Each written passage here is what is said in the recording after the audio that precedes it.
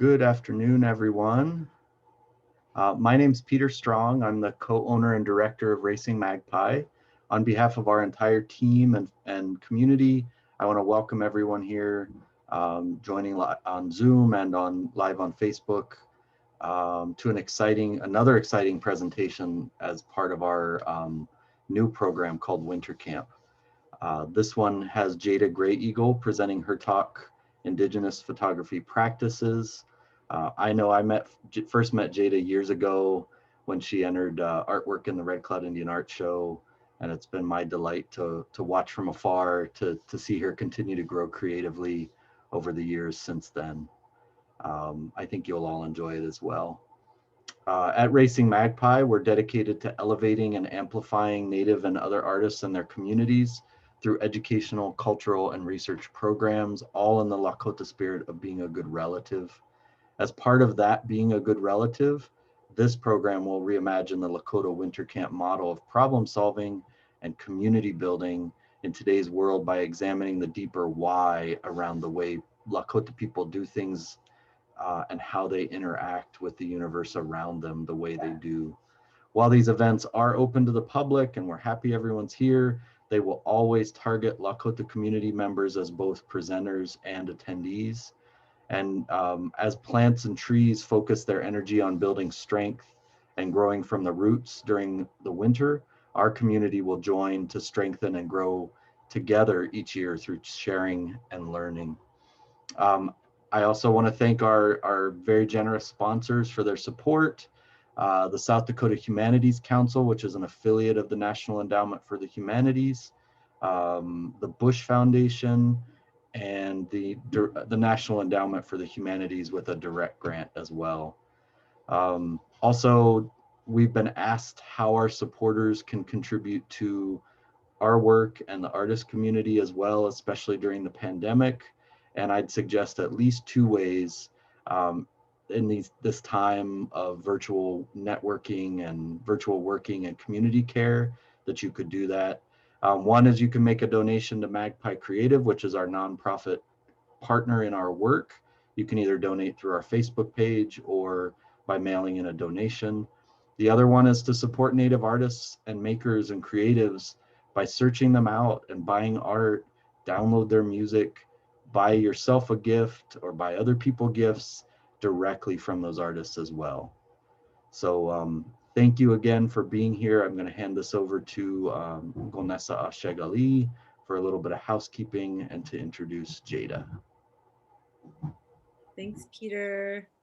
Welcome, everyone. Thank you, everyone, for being here. Welcome, dear Brittany, dear Scott, dear Mr. Bordeaux, Mrs. Bordeaux, Tyler, dear Sister Donnie, Tumi Sylvia, and beloved Luta. Happy to have you all. That's Zoom fam. Welcome to all fam who are joining on Facebook Live as well. Just a reminder for folks who are on Zoom, take care of yourselves as you need to, on camera, off camera, as you wish, whatever feels good to you. Fam joining on Facebook, also, of course, take care of yourselves as you need to. Affirmations and questions are welcome at any time. Jaida has generously named that you can ask questions throughout.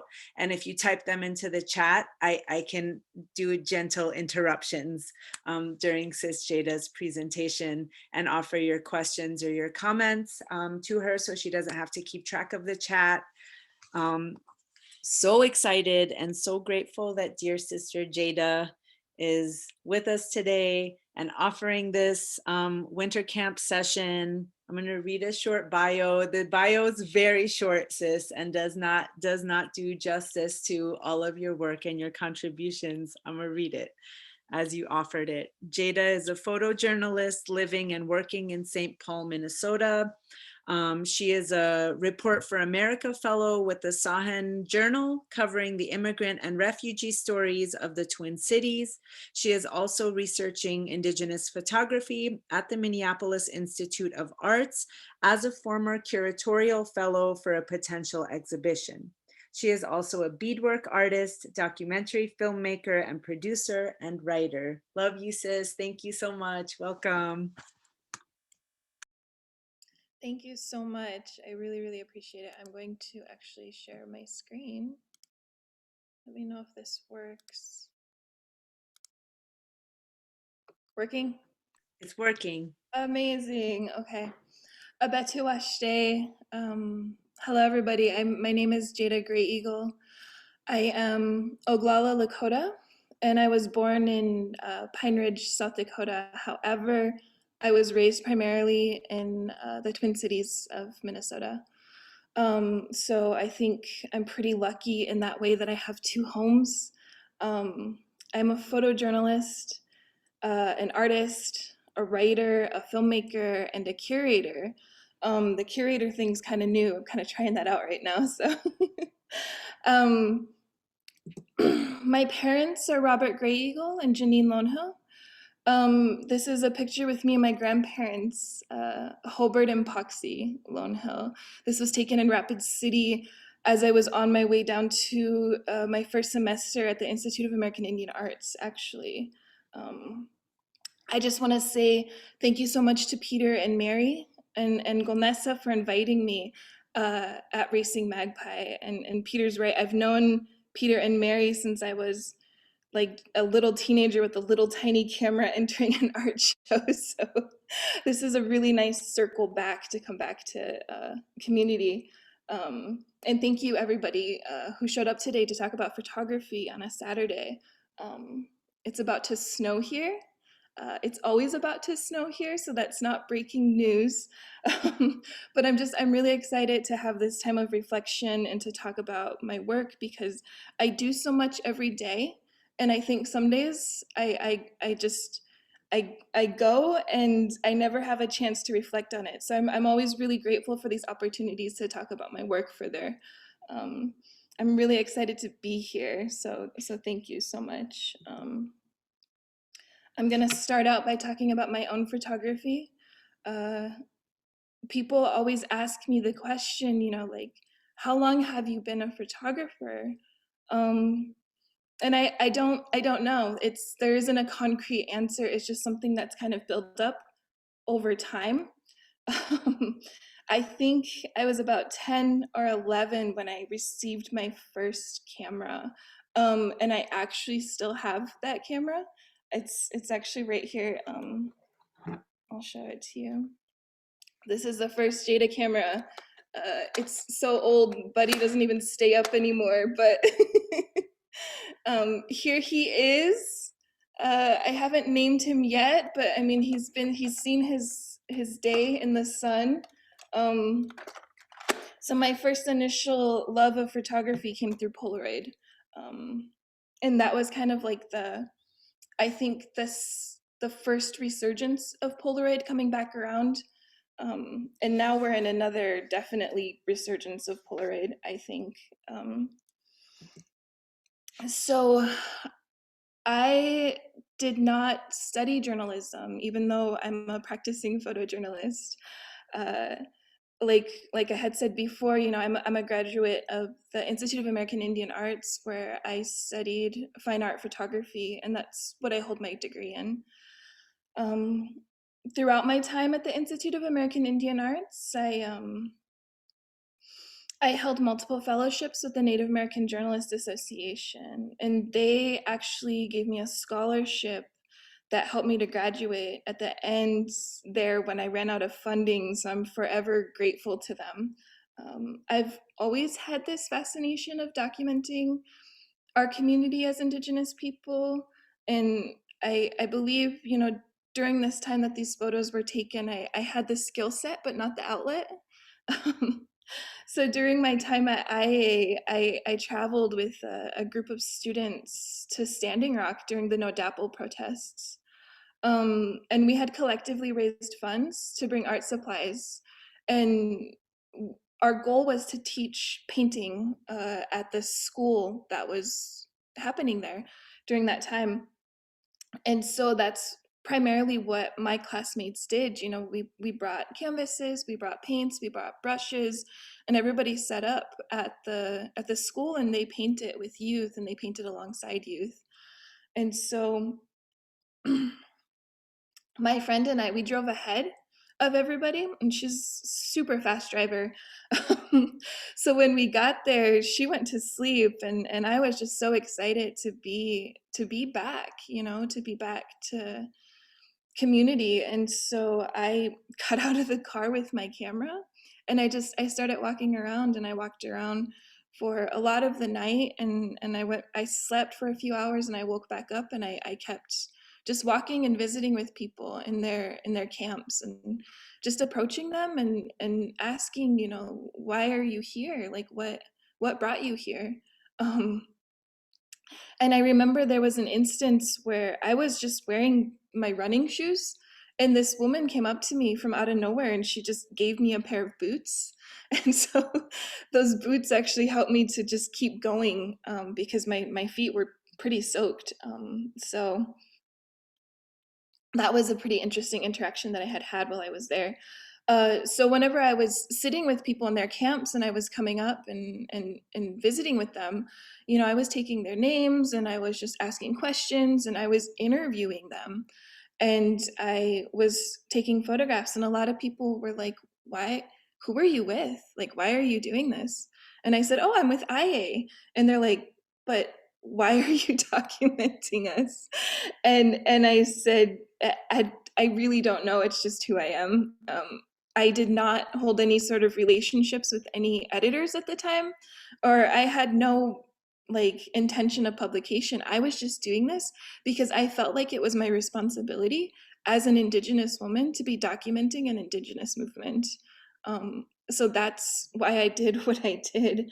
And I think it's really important to note, that as college students, we had gone up there, and we had created art, and people had done films, people had done photography. I wasn't the only one doing this, but we brought it all back to Santa Fe. We brought back the canvases and the art that was made there, and we printed off our photos, and we sold them to the community in Santa Fe. And all of the money that we had raised during that, we sent back to the camps. So we sent it back to the schools in order for them to keep going, and to pay them back for whatever food they may have given us during that time, or for whatever time they had given us. And so I think it's important to talk about that, because not one of us profited off of our community. There isn't anybody that was in my group that can say that they made a lot of money from the work that we did at Standing Rock. And myself, I didn't make anything, even though one of my photos made the cover. That was in donation. And I think that's something that I want people to think about throughout this conversation, and think about how many people have profited off of our movements, and to think about and talk about that, because it's an interesting aspect to documentation to me, that people do profit off of doing things like this. And so going further into what roots my journalism, so my Standing Rock work was prior to the creation of this series that I did, which is called WIA. And this is my graduating thesis from IAI, so this is what got me my ticket out of Santa Fe. It's a collection of portraits and interviews of WIA from the Lakota, Dakota, and Nakota nations. And this is what I believe roots my practice as a photojournalist. So, growing up with two parents that were from Pine Ridge, and growing up just being a Native woman, I've been around media a majority of my life. There's actually a photo that I was trying to track down prior to doing this, but my auntie couldn't find it. But there's a photo of me and my mother standing over Pine Ridge, hanging out with Tom Brokaw. And so media has been a constant in my life, that, my mother produced documentaries for NBC. I found an old French documentary with my father in it. My sister was a writer. Like, it's just been a very prevalent thing in my life. And so something that I think I found, especially within my research as a curator, is when photographs are made, and when media is made, there's a real lack of consent and collaboration between the makers and the people that are willing to be documented. And so personally, I am so uncomfortable with this power dynamic between a photographer and a person being photographed. So I like to turn it around, and that's what I did with this series. I asked the people who were willing to be a part of this series how they want it to be photographed and how they want it to be represented in their photograph. Sometimes I can't always do photojournalism in that way because it goes against some of the photojournalistic ethics. But within my own work, I can absolutely do this. And I believe that photographs are really powerful and they stand the test of time. And so for me to ask the people how they want to be represented and give them their own agency and truth of their own representation was a really powerful act for me. And then I also made sure to get proper consent before releasing. So I sent the quotes published on my website and through the show and prior to publishing publicly, as well as made sure that they were comfortable with the photographs that were going to be seen. And I think this made for much more interesting photographs rather than me going in and telling everybody how they should represent themselves, because that's not any like that's only through my eyes. That's me taking the power away from them in my mind. And so this is a series that roots my practice beyond this series. It roots it in my professional life, and it roots it going forward. And so I wanted to talk about it for a little bit at least. And then another thing that I think I want to add before I go that I forgot to write down is that one of the ways in which I ask people to represent themselves is I ask them to bring certain objects with them to be photographed with, or to bring somebody who was special to them. So with Isabella, she brought her shawl because that's her Dakota name is Red Shawl Woman. And then in the middle, Holyoke, she's like, I want to be photographed with my mother. And Collins, is an amazing beadwork artist, wanted a photograph with her beads, but also with her hair intertwining with a tattoo on her back. And so I think those tell the story more so than anything that I could have told them how to pose. So Sister Jaida, there's appreciations in the chat. Dear Luta offers, wow, beautiful. And Sister Donnie says, love these, sis, so beautiful. And thank you, sis, for bringing in conversation about agency and consent and power dynamics, and for showing us how you consider that in your work and encouraging us to consider that in every field and every space that we are in also. Oh, thank you so much.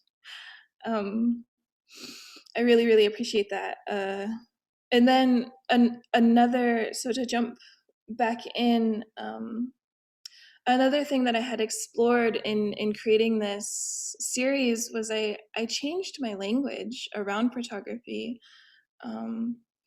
I read a lot of scholarly work that talked about photography and talked about it that in a lot of the terms that we do use are tied with weaponry, shot, shoot, subject capture, load.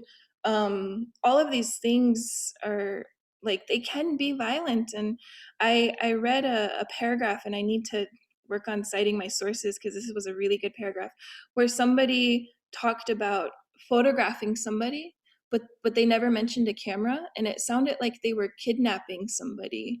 And that's not something that I really want to forward my practice in, and I don't think that that's the way that I practice photography. So whenever I approach people, even today in my photojournalism, I never ask them if I can shoot them. It's just I always ask how and when I can create with them. I never ask, I never say that, oh, I captured that. I say I documented it. I never refer to people as subjects. That's something I will just not do. I think it's really dehumanizing. And we have pronouns, we have ways to talk about people that aren't based in calling them subjects. And I don't call it content, I call it stories, or are their words. And that's just another way that I've rooted my practice in photography, and that's all based around my senior thesis. Um, Whoopsies, hold on. Okay. Dear Luta is expressing excitement in the chat and said that I've never thought of this. I love this and how you address it. Thank you. Yeah, I honestly, I don't think that I would have thought about it either if it wasn't for coming across that paragraph, and so I'm really grateful, and I will try to find that so I can hopefully share that. So moving forward after graduation, I have a fellowship with the Report for America program, and the Report for America program places emerging journalists in communities across the country to report on underrepresented communities in media. So it is a 1-year fellowship with the opportunity to further support once the year has been finished. And I just signed on for my 2nd year, so I'm really excited about that. Currently, I'm placed at the Sahen Journal, which is based out of St. Paul.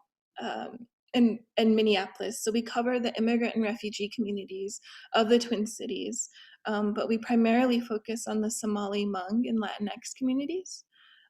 We have a really incredibly diverse team. I'm actually going to go out on a limb and say I think we might have the most diverse team in the Twin Cities. Although I've been a photographer for a very long time, I've rarely had the opportunity to practice photojournalism. And so I'm really thankful for my time at this publication because they're teaching me how to be a photojournalist. And I find myself in really, really incredibly intense moments within my community. But I also, I come across some really sweet ones too. I have the opportunity now to photograph the incredible diversity of the Twin Cities, and I'm really, really just beyond thankful for my time there. Every day is a new day. I can, one morning I started out photographing the sanitization of a mosque and ended it with a rally, bringing about calls for justice for George Floyd. And that's just one day in my life. So a moment that I think I want to talk about a little more and that I was witness to was something that had happened this summer. So I was already at a rally on July 1st, and it was a call for justice for Isaac Aiden, who was a young Somali man who was killed by the police in Edina or Eden Prairie, one of those suburbs. And his sister was leading this march, and it was 100 degrees out that day. It was so warm and hot. And so we had followed this march, and I was photographing it the entire way. And then the day prior, there was a gathering of Oromo people in front of the St. Paul Capitol. And I showed up and I photographed, and what had happened was in Ethiopia, where Oromo people are from, one of their most revered artists was killed, and his name was Hanchula Handessa. And so they had gathered here because there's a huge Oromo community here in the Twin Cities. They had gathered here in St. Paul, and they had gathered under a tree in front of the Capitol. And I had spoken to some of them while I was there, and they told me that that's how they used to gather in their country, is underneath a tree. So we had covered that for Sahen Journal, and we had spoken about what had happened in Ethiopia. And so then the next day I'm at this other rally, and then another photographer approaches me and tells me the Oromo people have shut down the highway. And so I was like, oh, okay. So the writer and I ran back to my vehicle. I get in, I drop her off. She's on the verge of heat exhaustion. I am also on the verge of heat exhaustion. But I go and I grab water, I chug some water, and I jump down on the highway. And I document, you know, their hurt and their community, and them raising awareness and wanting people to know what was going on back at home, to their families and to their artists. And so while I was there the day prior, and while I was there, I was continuously talking to them, talking to a lot of the youth protesters. And they were coming up to me too, and they were telling me, you guys need to talk about this. Everybody needs to know what's going on. So I invited them to my studio. I ended up talking to 5 of the youth activists, and they call themselves Kiro. And they all talked about, and they sat with me and they told me, you know, why they had shut down the highway, what was going on back at home, what was going on here, why they felt it was important, and about generally their activism. And I'm just really thankful that they trusted me with their words, and that they trusted me with their portraits, and to make a piece like this, because I feel like this is one of the most powerful pieces that I have produced for Sahen Journal thus far.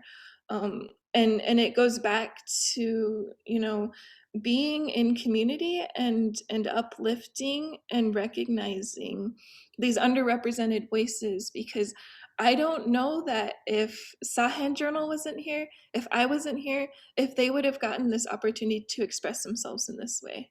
I mean, I don't I don't want to say that's like a 100% sure yes, but this happened because, you know, we were here, and we were here, and we were ready to hear them. So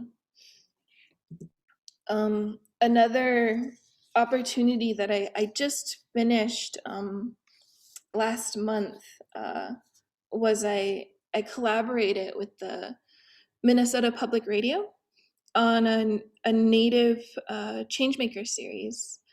And so they approached me and they asked me to collaborate with them on uplifting Indigenous folks in the Minnesota community who were working on positive changes. So I had the opportunity to collaborate on 4 of the, I believe we did 20 or 21 profiles overall, and we released them through the month of November. And so the first one that I was able to do was Vanessa Good Thunder, and she is just a really incredibly dynamic young woman. She's Dakota in Dene, and she works on Dakota language revitalization. And I had the opportunity to photograph Peggy Flanagan, who is our Anishinaabe Lieutenant Governor here in Minnesota. Leanne Little Wolf, she was the former economic developer at ACO, which is in Duluth. She's no longer there, but the work that she did do while she was there was so absolutely incredible.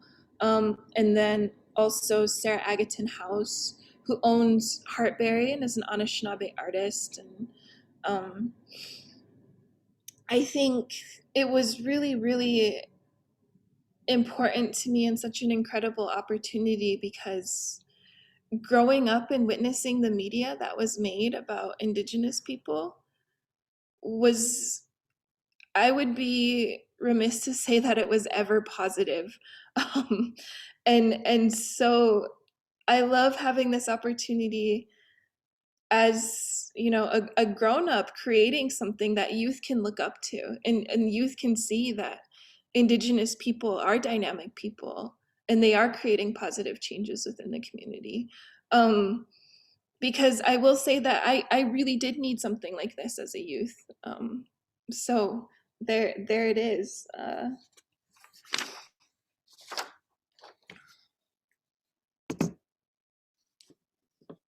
Sorry, I messed it up.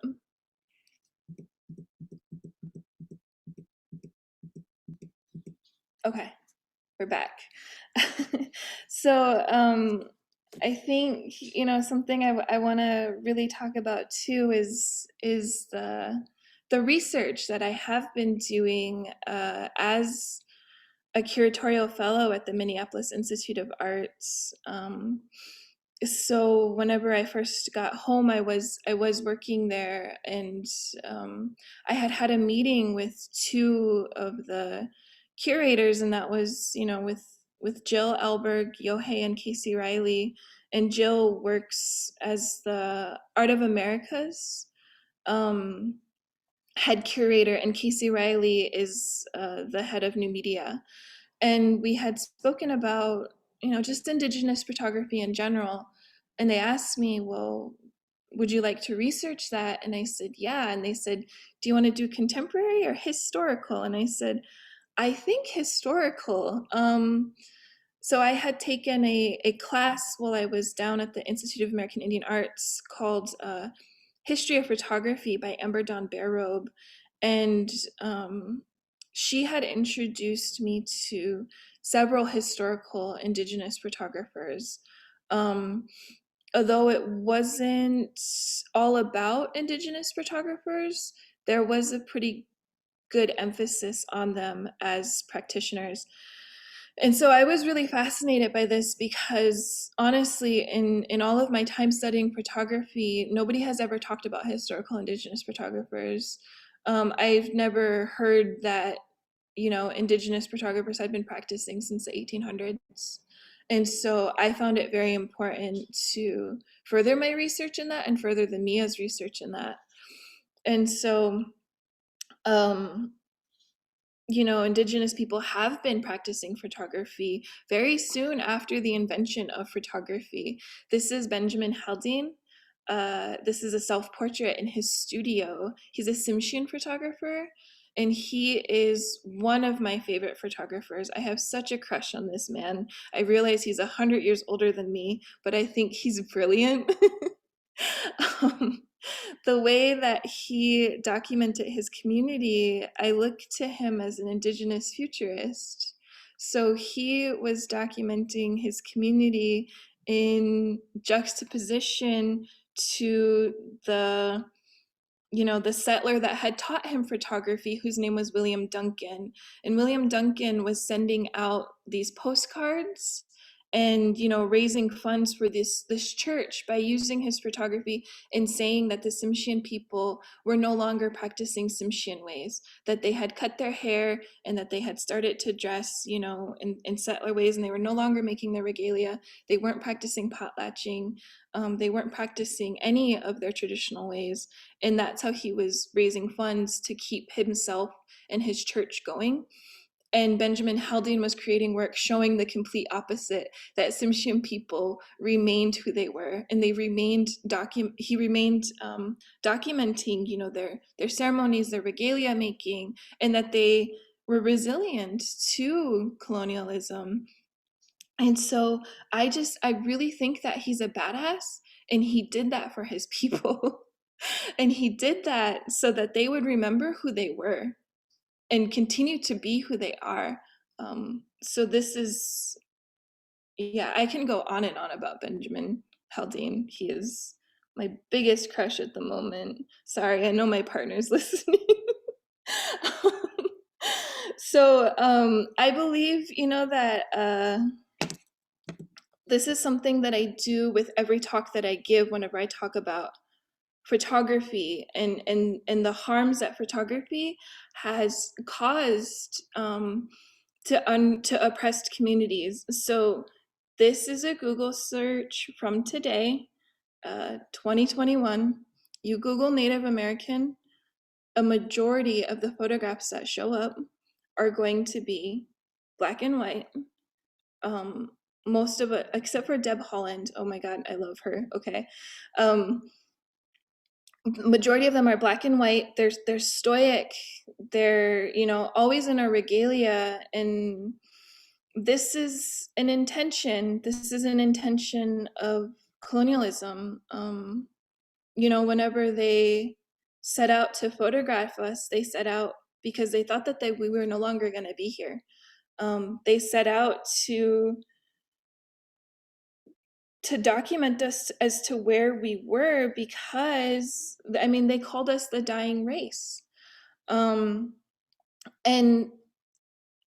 it's so interesting to me because, I mean, I just showed you 4 portraits of contemporary, thriving Native American women that I took.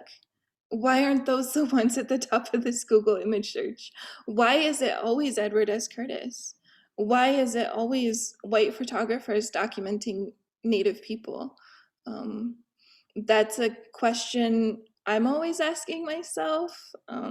That's a question I think I'll continue to ask throughout the rest of my life, because we're out there. We have been practicing this art for a very long time. We're going to continue practicing this art, and I don't think I'm going to be very happy until it's our work showing up whenever we Google Native American. And I think this also can show what happens when we don't know our past. I don't know that it's widely known that people know that Indigenous people have been practicing photography for so long, and I don't know that people uplift our work in the same way that other people, that settler work has been uplifted. And so, while I'm thankful to be researching and bringing light to a lot of these people's work, I don't think I would be a photographer if it wasn't for the photographers that had worked before me. These are some of the photographers whose work that I really look up to and who are included in my research that I've been finding, and some of them, I've really had to dig in archives to find, and I can't imagine how many are still hiding that don't have the privilege of being digitally archived online. So I think I'll go in and talk about a little bit of what I've been up to at the MIA.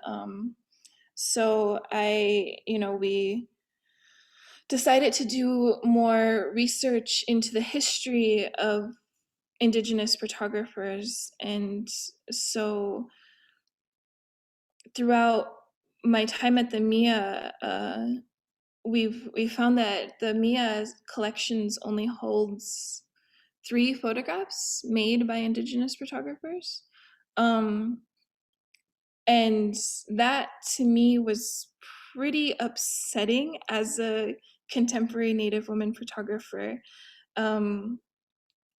because it kind of goes to show how much harder we have to work as Indigenous photographers, and how often our work is not uplifted or revered in even our own communities. And so during my time there, I had proposed a potential exhibition that would be based on a very comprehensive timeline of Indigenous photography, and I've been meeting with a lot of people who have been working in this realm of photography, and we're exploring what that even means now in this day. And so currently I'm kind of finding certain threads that I can find and weave together that Indigenous photographers have all done, and something that I've found is they've all practiced and worked in community, and they've all worked and practiced in documenting their own communities and their families. And to me, that's really powerful, because that really speaks to Indigenous lifeways and how we move about in this world as even contemporary Indigenous people. So this photo by Horace Pula is probably the oldest one that I have up right now, and I believe this was taken in the 1950s in Oklahoma. Horace Pula is an incredible, incredible photographer, and there's been a few publications on his work that I cannot recommend enough. He has a very prolific archive. Dorothy Chocolate is one of my favorite photographers, and she works up in the northern territories of Canada. But something about her is I really had to work to find her work. Um, I don't even know that her work really shows up if you Google her. But it was this photo that made me fall in love with everything that she does and the way that she sees light and the way that she's depicting her community. Because you can tell that she's an active participant within it while she's also being a witness. And she was a part of NEPA, which was a collective of Indigenous photographers, both from Canada and America, that had worked together in the 70s and the 80s. And these guys were so amazing. They used to do, portfolio reviews with each other. They used to do critiques with each other, and they worked to uplift each other's work as Indigenous photographers. And something that is interesting to me is, I've watched their panels that they had even up until a few years ago, and they always talk about how much people told them not to pursue photography and told them that that the time of documentation and the time of photojournalism was over. So why were they doing this? Like, why were they practicing photography in this way? Because it wasn't going to be important. But the work that I found from a lot of NEPA members is so important, and it's so important to their communities and who they are, and they have a really vast archive. And I think it's important to talk about because they also created their own ecosystem within a world that wasn't uplifting their work. So they were working in their own little society, not in dominant society, like ignoring everything that everybody was telling them, and they continued to make work up until the early 2000s, and some of them are still making work to today. And then Owen, I love this photo. And again, I had such a hard time tracking down this photograph, and it's taken, in Hopi Land down in Arizona. And I personally don't know a lot about Owen because there isn't a lot of information out there. But the work that I have seen is also, based in community, based in who they are as a Hopi person. And so the work that I'm finding is really fascinating, and I'm really, really inspired by it, and a little saddened that it's not more easily accessible, but I promise that I'm working to make that not such a barrier anymore. I know, I'm so sorry, Golnessa and Peter, but that is all I have. So if we can open it up to any more questions. How could anyone say sorry after such a talk? What, like, are we in the upside down right now? What is happening?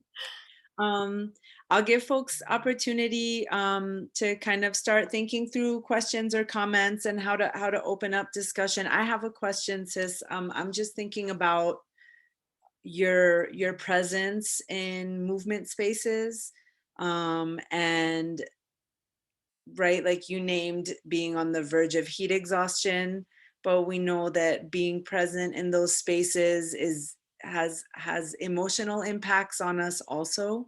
If you feel comfortable, to whatever extent you feel comfortable, what do you do to take care of yourself when being present so actively and on a very regular basis, particularly right at a time of uprising that Yeah, started in Dakota territory, right? Like you were there and you've yeah. been there. Thank you. I love that question because I feel like I'm personally still, trying to figure that out. And something that I've noticed lately is I used to have really incredible memory, like just like really highly detailed memory, and that's kind of leaving me now. I don't have as good of a memory now.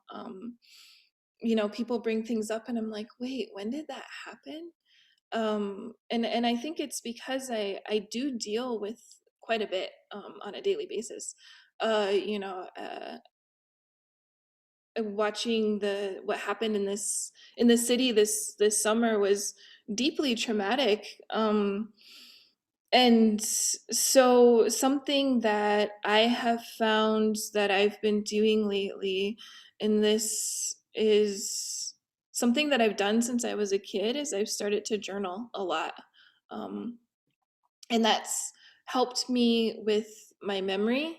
Um, that's helped me to remember these really intense days that I do have, where there are several things happening at once, and I'm here and I'm there, and then I'm back in my studio and I'm editing. Like, as long as I can take those moments to reflect on what just happened, my memory doesn't leave me as much as it was. And I think that's just honoring my brain and my witness, and just remembering that I am a human being, and I can take time to reflect. So I think just taking those moments to reflect on everything is how I'm starting to take care of myself.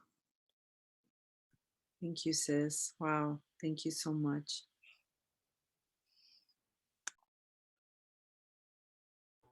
I've got a question from Facebook. Marlena asks or says, great information, and then asks, what sort of future projects do you have planned?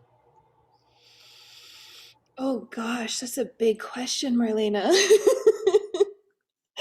I'm so lucky to live in a city with Marlena, because I just got to go and see her projection that's going around the town, and man, that's just so incredible. Some future projects that I am wanting to work on is, during my time at IA, I got to explore a lot of alternative processes. So like cyanotype printing, um, and just kind of like viewing and looking at photography in different ways and spending time with it in different ways. um, so working as a digital photographer, I always see my photographs only ever on a screen. So I recently purchased a printer from a fellow photojournalist, and I think I would really like to spend time um, touching my photographs. Like, that sounds so weird, but just being able to like have and hold them, and kind of spend more time being reflective with them, and working with them in different ways, and building different compositions, and building out different things with my photography. So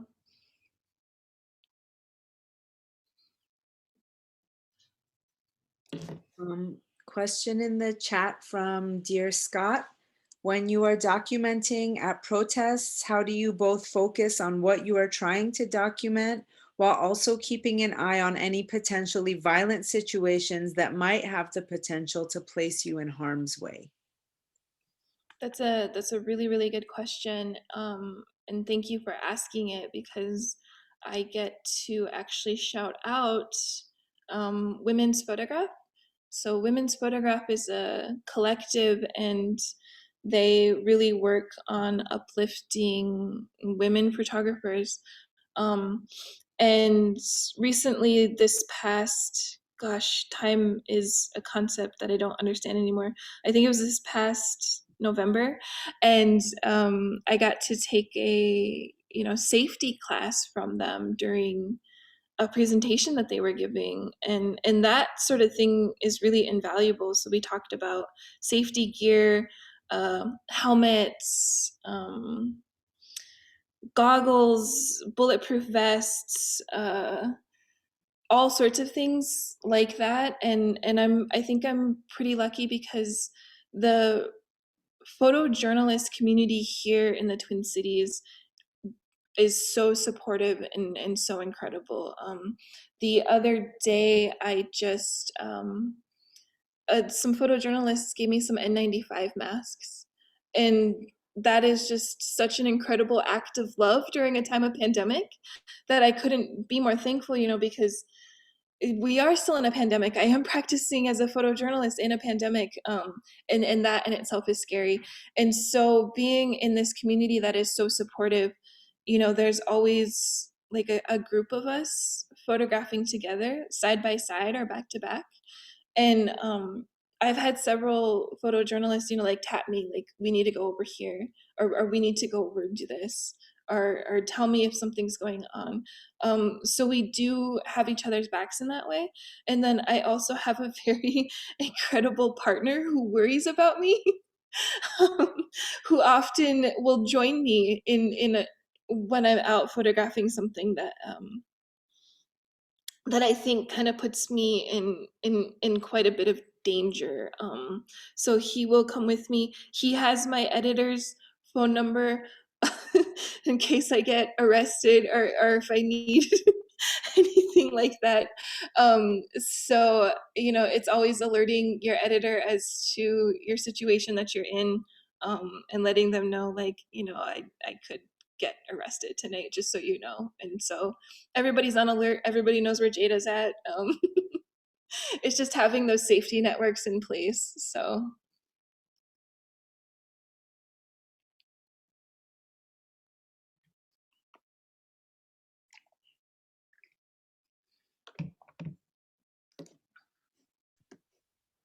Donnie offers gratitude in the chat, dear Jada, for this abundant work and education today.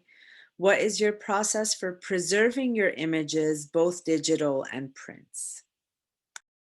yeah, my entire life exists on multiple hard drives. I am not the best at archiving.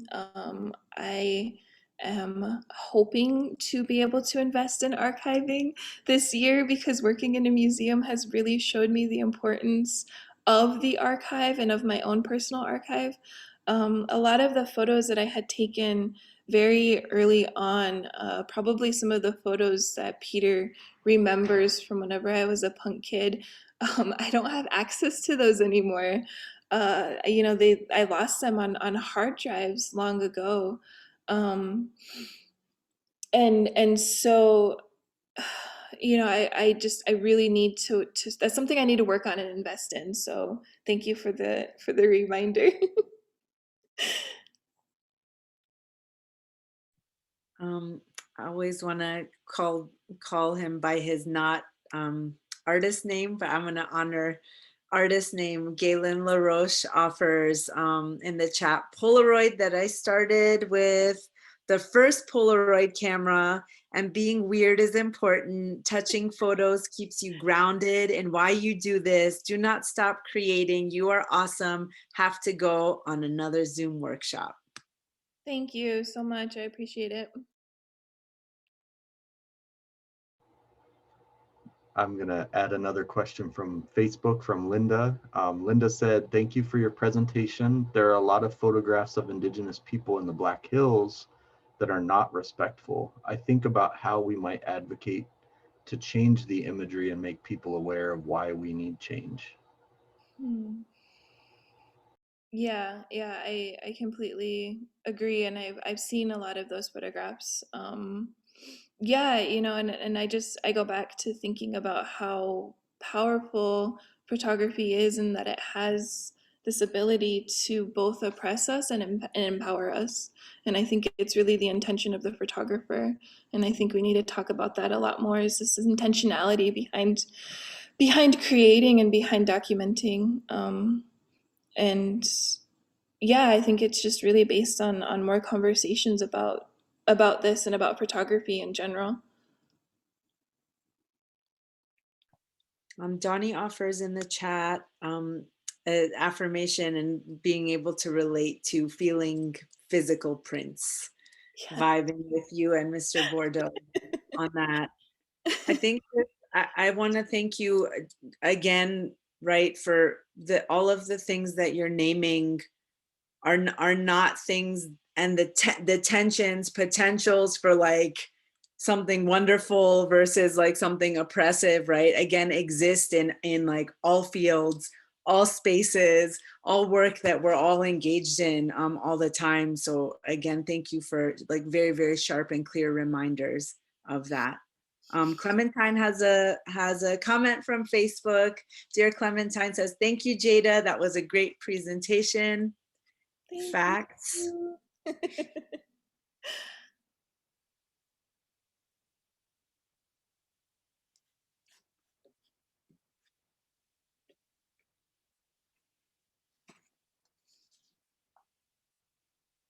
This is teacher think time. We offer folks just quiet time to process and think of questions or comments that they wish to offer. Some people get uncomfortable with these silences, but classroom teachers don't. We chillin'. Well, this is actually perfect because there's a train going by, so. Good timing. And Chad is typing. Chad, did you want to type your question or did you want to ask it aloud? You're welcome to do whatever feels comfortable for you.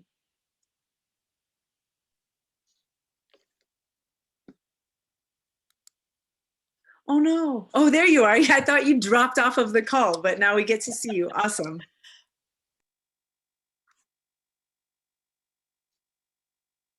Dear Chad, we can see you and you're not muted, but I can't hear you. Can other folks hear, dear Chad? Mm-mm.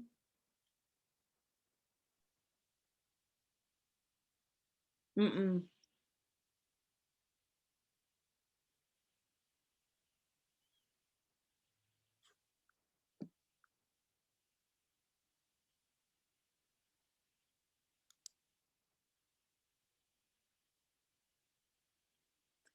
So dear Chad, Chad is offering in the chat. It was really good to see your face though, Chad. Thank you. Offers is asking, how do you approach intertribal works pertaining to intertribal communities in terms of protocol? Thank you, and sorry you couldn't hear me. No worries. Are we talking about communities outside of Indigenous folks, or just all folks, or just in general? All. Okay. Yeah, I am somebody who asks a ton of questions. Yeah, absolutely. Yeah, no, I always ask a ton of questions and I always ask about protocols every time. I recently did work with US News and World Report, where I went up north to document some of the Anishinaabe communities up there because they were really kicking ass at keeping the pandemic low. And they were not being afflicted with it as much as other communities were. And so, I'm Oglala, I'm Lakota, I'm not Anishinaabe. And so whenever I arrived, though I have a ton of Anishinaabe friends, I asked them, how do I stay respectful to your community as an Indigenous person coming in, not knowing a lot of your protocols. But luckily, people are very kind when you ask them questions for the most part, which is really lucky, I think. I think people want to be asked those questions. I think people are very generous with their time and their knowledge, and at least that's been my experience so far. Especially if you're coming into a community as somebody who's not a part of that community. So.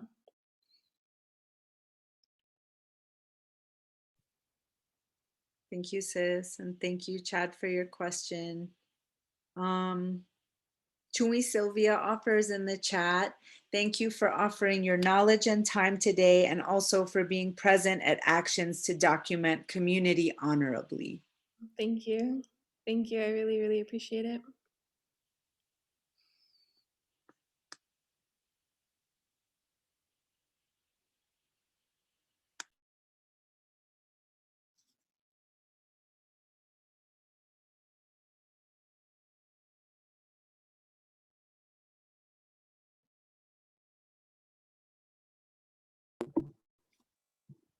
I'm going to just chime in if that's all right, if you guys can hear me. Yeah. I was just curious, do you ever have elders that you try to take photographs of that are a little hesitant to do it because of just some beliefs that they have with, not wanting to be photographed. I take a lot of photographs with, for reference material for my paintings that I do. I'm an artist, and occasionally I will have elders that they're a little bit hesitant to do that. I was just curious if you ever run into that and how you deal with that. Yeah, I run into people quite a bit, not even just elders who don't want to be photographed. And I think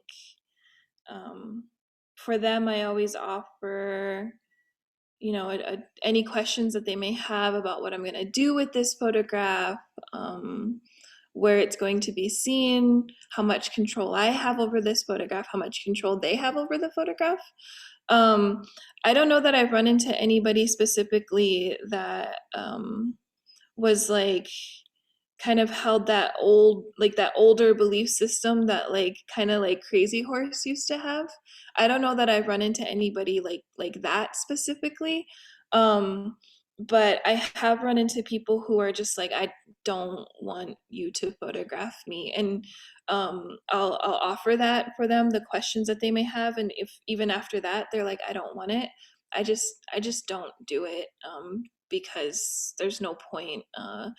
People I really truly believe how powerful photography is. I think just offering them that honoring that, though I would like to have their photograph or to help them, create that photograph together. It's just my feelings no longer get hurt when people tell me no. So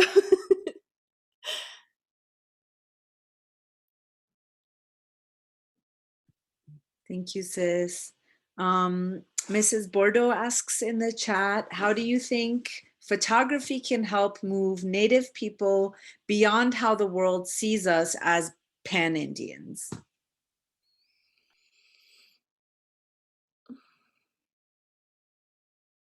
Oh, that's interesting. I love that question. I think that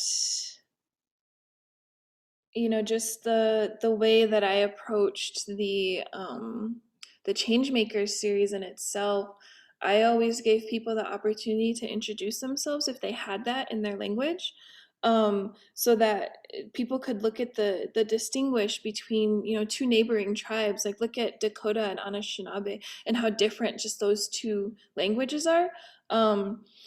And I think I'm always like a really big advocate to talk about the diversity of Indigenous people, just in general, because people say there's, gosh, I'm gonna get this number wrong, 524 federally recognized tribes, but there's also like the federally unrecognized tribes pushes us over 1,000 tribes on this land. 574 now. Thank you. I appreciate that.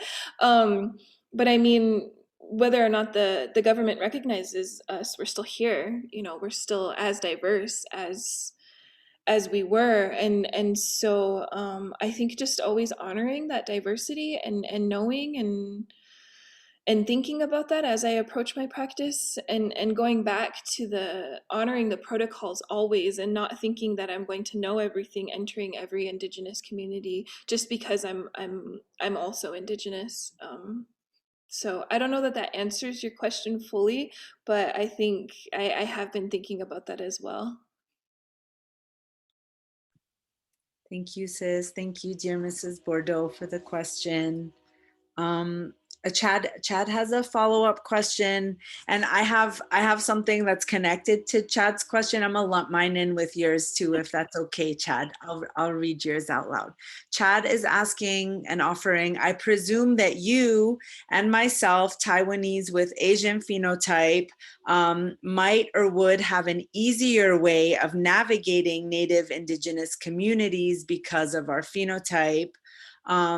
With such, what advice or teachings might you have for non-Native, non-Indigenous individuals in terms of doing such work, documenting, photographing in these communities? It could be Indigenous communities in the settler United States, Canada, New Zealand, Taiwan, or Japan, etc.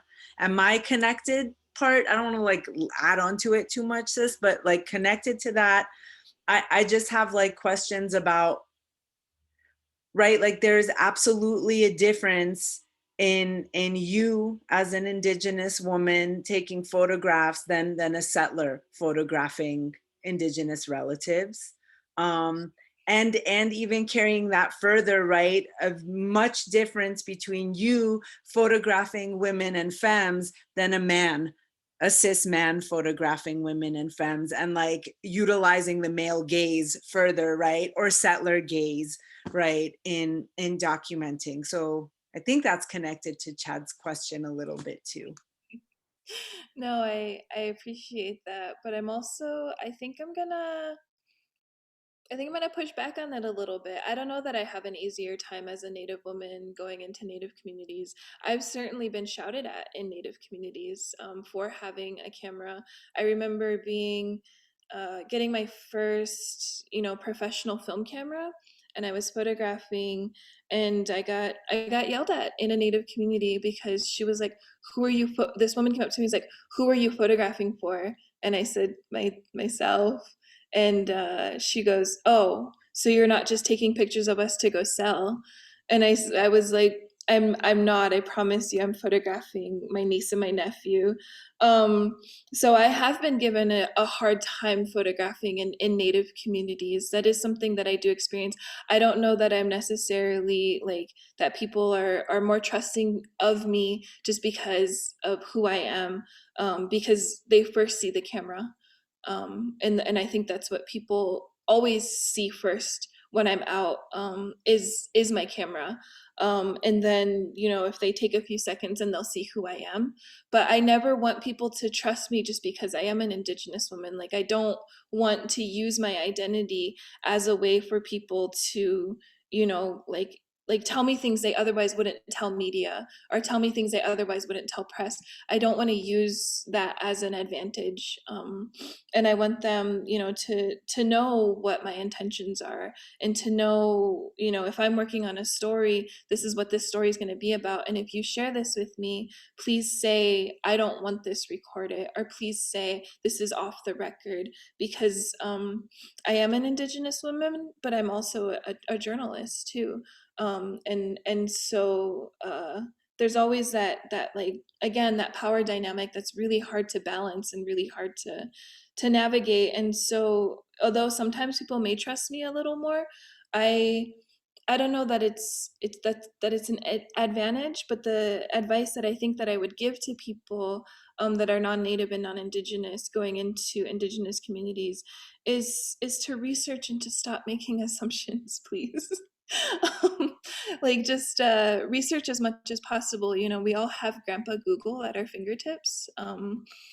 So just being armed with knowledge, because it's a really powerful time right now. And this is, I think, one of the most powerful times we're in, because we have this ability to share so much with each other.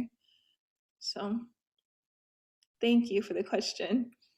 Thank you, sis. And Donnie puts in the chat too that this goes back to building relationship first and foremost, gaining consent and being intentional in all the ways that you've already named.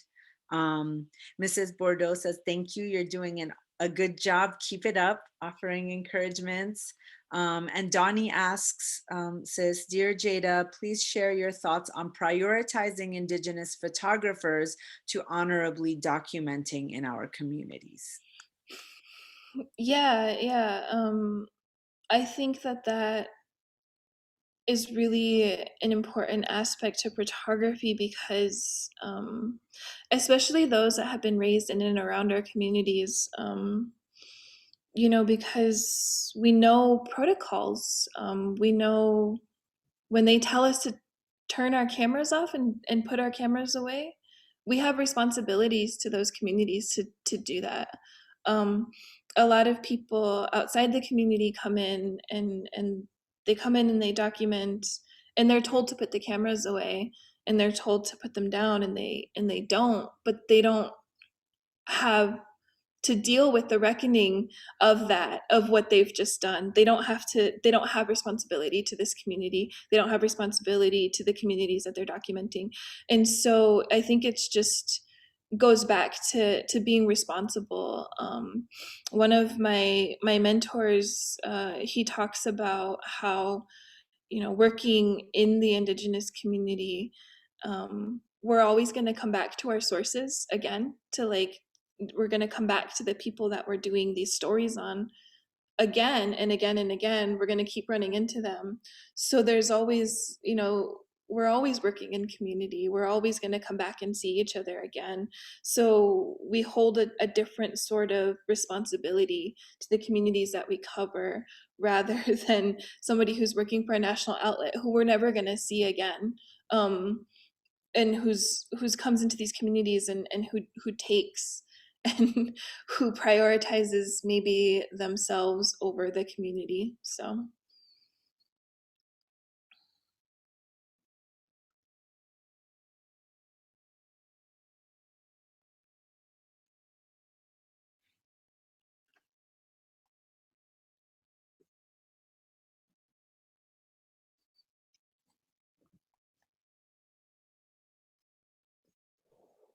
Sister Donnie says, thank you, heart, in the chat. I know you see it now, sis. Golnessa, one of my friends, says you're just so full of love and light. Let me cry. Kind. Thank you, Jaida's homie. Peter is saying too, lots of messages of gratitude on Facebook from Lisa and Linda. Thank you, dear Lisa and Linda.